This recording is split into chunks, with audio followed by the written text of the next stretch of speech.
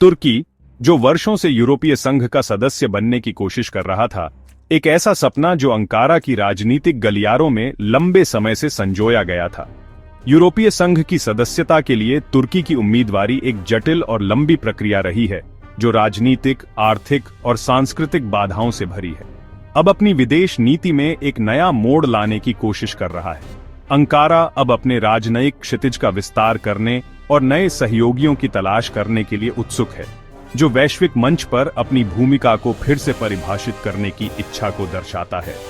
यह बदलाव तुर्की के लिए एक महत्वपूर्ण क्षण है, जो अपने भू राजनीतिक दृष्टिकोण में विविधता लाने का प्रयास कर रहा है। हाल ही में तुर्की ने ब्रिक्स समूह में शामिल होने की इच्छा जताई है, जो उभरती हुई अर्थव्यवस्थाओं के इस शक्तिशाली गुट में शामिल होने की महत्वाकांक्षा को दर्शाता है। ब्रिक्स, जिसमें दुनिया की कुछ सबसे तेजी से बढ़ती अर्थव्यवस्थाएं शामिल हैं, वैश्विक आर्थिक और राजनीतिक परिदृश्य को आकार देने में महत्वपूर्ण भूमिका निभाता है, जिससे वह पश्चिमी देशों पर अपनी निर्भरता कम करना चाहता है। यह कदम पश्चिमी सहयोगियों के साथ अंकारा के संबंधों में एक रणनीतिक बदलाव का संकेत देता है, जो अपने हितों को आगे बढ़ाने के लिए नए रास्ते तलाश रहा है। तुर्की की अर्थव्यवस्था दबाव में है, बढ़ती मुद्रास्फीति और आर्थिक अनिश्चितता से जूझ रही है, और राष्ट्रपति अर्दोआन नए आर्थिक अवसरों की तलाश में हैं, जो देश की आर्थिक स्थिरता को बढ़ावा देने के लिए निवेश और व्यापार के नए रास्ते तलाश रहे हैं। ब्रिक्स, जिसमें अब ईरान, एक ऐसा देश जो अपने तेल और गैस संसाधनों के लिए जाना जाता है, सऊदी अरब, जो दुनिया के सबसे बड़े तेल उत्पादकों में से एक है, यूएई, जो एक प्रमुख व्यापार और वित्तीय केंद्र है, मिस्र और इथियोपिया भी शामिल हैं, जो अफ्रीका में तेजी से बढ़ती अर्थव्यवस्थाएं हैं, तुर्की के लिए एक बड़ा बाजार और निवेश का स्रोत हो सकता था, जो आर्थिक विकास को बढ़ावा देने और व्यापार संबंधों को मजबूत करने में मदद कर सकता था। दशकों तक तुर्की पश्चिमी दुनिया का सहयोगी रहा, नाटो का एक महत्वपूर्ण सदस्य और यूरोपीय संघ की सदस्यता का उम्मीदवार रहा। लेकिन हाल के वर्षों में अमेरिका और यूरोप के साथ उसके रिश्ते तनावपूर्ण हो गए हैं, जिससे अंकारा और पश्चिमी देशों के बीच अविश्वास और दूरी बढ़ गई है। मानवाधिकार और सीरिया जैसे मुद्दों पर पश्चिमी देशों की आलोचना ने तुर्की सरकार पर दबाव डाला है और उसे अपनी विदेश नीति पर पुनर्विचार करने के लिए मजबूर किया है।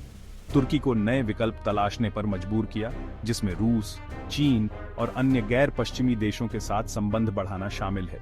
ब्रिक्स में शामिल होने की इच्छा तुर्की की एशिया की ओर देखो नीति का हिस्सा है, जो एशिया के साथ अपने आर्थिक और राजनीतिक संबंधों को मजबूत करने की कोशिश कर रहा है। लेकिन यह राह आसान नहीं थी, क्योंकि ब्रिक्स में सदस्यता के लिए कड़ी प्रतिस्पर्धा है और इसके सदस्य देशों के बीच आम सहमति की आवश्यकता होती है। ब्रिक्स के दरवाजे हर किसी के लिए खुले नहीं हैं, क्योंकि यह एक ऐसा समूह है जो अपने सदस्यों के बीच घनिष्ठ राजनीतिक और आर्थिक संबंधों को महत्व देता है, और तुर्की को जल्द ही यह समझ आ गया कि उसकी महत्वाकांक्षा फिलहाल अधूरी रह गई, क्योंकि ब्रिक्स देशों ने नए सदस्यों को शामिल करने के बारे में कोई तत्काल निर्णय नहीं लिया है।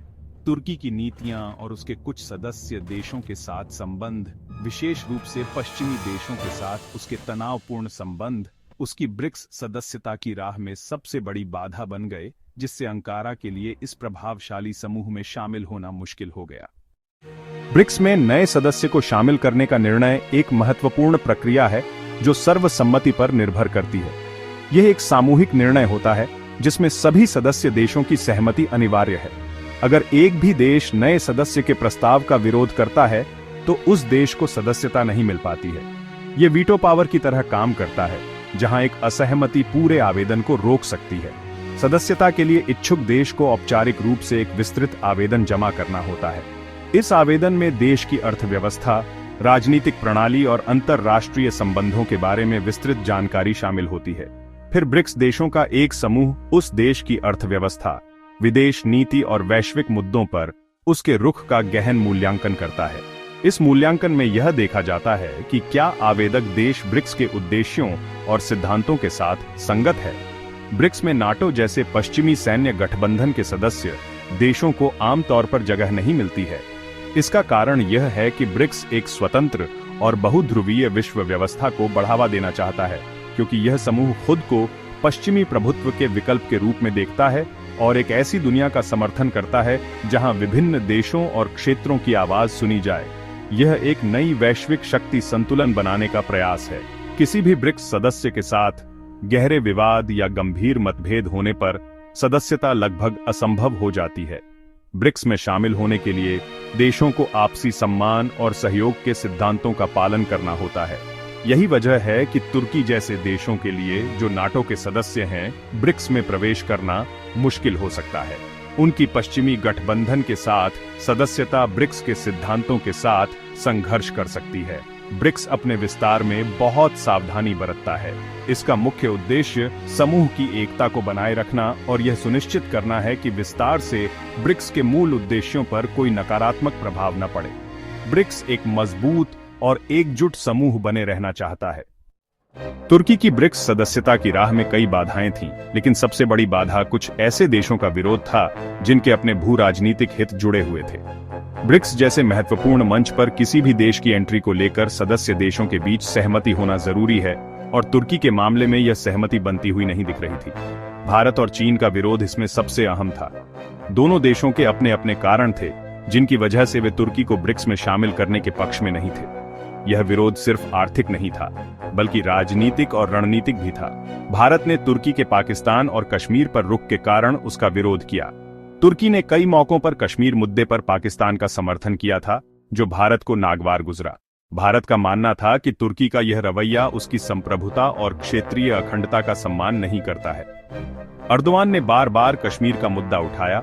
अंतर्राष्ट्रीय मंचों पर भी उन्होंने इस मुद्दे को जोर शोर से उठाया और पाकिस्तान का समर्थन किया, जिससे भारत नाराज हुआ। भारत ने इसे अपने आंतरिक मामलों में हस्तक्षेप माना और तुर्की के इस रवैये पर कड़ी आपत्ति जताई। भारत के लिए ब्रिक्स में ऐसे देश की सदस्यता अस्वीकार्य थी जो उसकी संप्रभुता का सम्मान नहीं करता। ब्रिक्स जैसे मंच पर भारत अपनी विदेश नीति और राष्ट्रीय हितों को लेकर काफी सजग है, और वह किसी भी ऐसे देश को स्वीकार नहीं कर सकता जो उसकी संप्रभुता को चुनौती देता हो। चीन ने भी तुर्की का विरोध किया, लेकिन उसका कारण अलग था। चीन ने तुर्की के उइगर मुसलमानों के मुद्दे पर उसके रुख के कारण विरोध किया। तुर्की ने शिनजियांग में उइगरों के अधिकारों की बात की और चीन पर मानवाधिकारों के उल्लंघन का आरोप लगाया, जिससे चीन असहज हुआ। चीन ने इसे अपने आंतरिक मामलों में हस्तक्षेप माना और तुर्की के इस रवैये पर कड़ी प्रतिक्रिया व्यक्त की। यह एक दिलचस्प स्थिति थी कि भारत और चीन, जो आमतौर पर कई मुद्दों पर प्रतिस्पर्धी हैं, तुर्की के मामले में एकमत हो गए। दोनों देशों ने अलग अलग कारणों से तुर्की की ब्रिक्स सदस्यता का विरोध किया।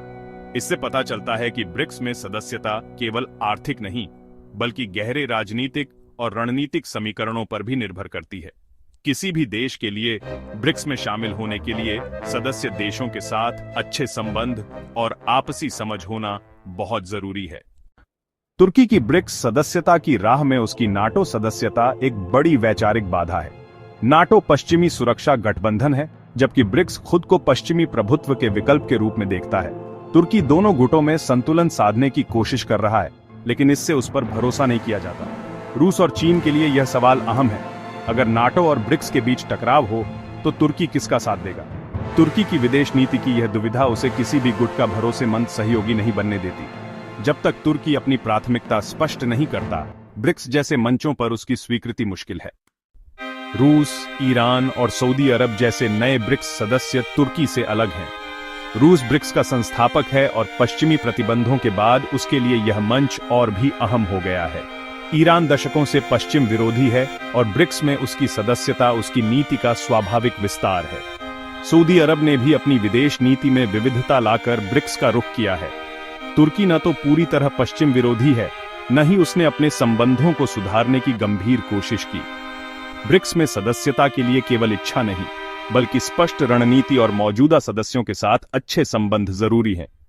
भारत की विदेश नीति अब यथार्थवाद और राष्ट्रीय हितों पर केंद्रित है।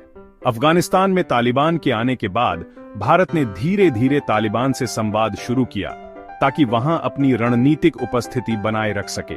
रूस के साथ भारत ने यूक्रेन युद्ध के बावजूद अपने संबंध मजबूत रखे, सस्ता तेल खरीदा और रक्षा सहयोग जारी रखा। भारत तालिबान से संवाद कर रहा है, लेकिन उसे मान्यता नहीं दे रहा। यह एक संतुलित कूटनीति है। भारत अब मल्टी अलाइनमेंट की नीति पर चल रहा है। क्वाड, ब्रिक्स, शंघाई सहयोग संगठन सभी में सक्रिय है। ये लचीलापन और अपने हितों को सर्वोपरि रखने की नीति ही आज की भारतीय विदेश नीति की पहचान है। भारत की घरेलू राजनीति में महिला आरक्षण और भाषा विवाद जैसे मुद्दे चुनावों को प्रभावित कर सकते हैं। बिहार में सरकारी नौकरियों में महिला आरक्षण बढ़ाने के फैसले ने नई बहस छेड़ी है। महिला आरक्षण का मुद्दा सामाजिक न्याय के साथ साथ राजनीतिक भी है। इसके कार्यान्वयन को लेकर सवाल बने हुए हैं। भाषा विवाद भी समय समय पर उबाल लाता है, खासकर दक्षिण भारत में हिंदी थोपने के आरोपों के कारण। ये विवाद राष्ट्रीय एकता के लिए चुनौती है, लेकिन भारतीय लोकतंत्र की विविधता का भी प्रतीक है। चुनावों में यह देखना अहम होगा कि राजनीतिक दल इन संवेदनशील मुद्दों को कैसे संभालते हैं।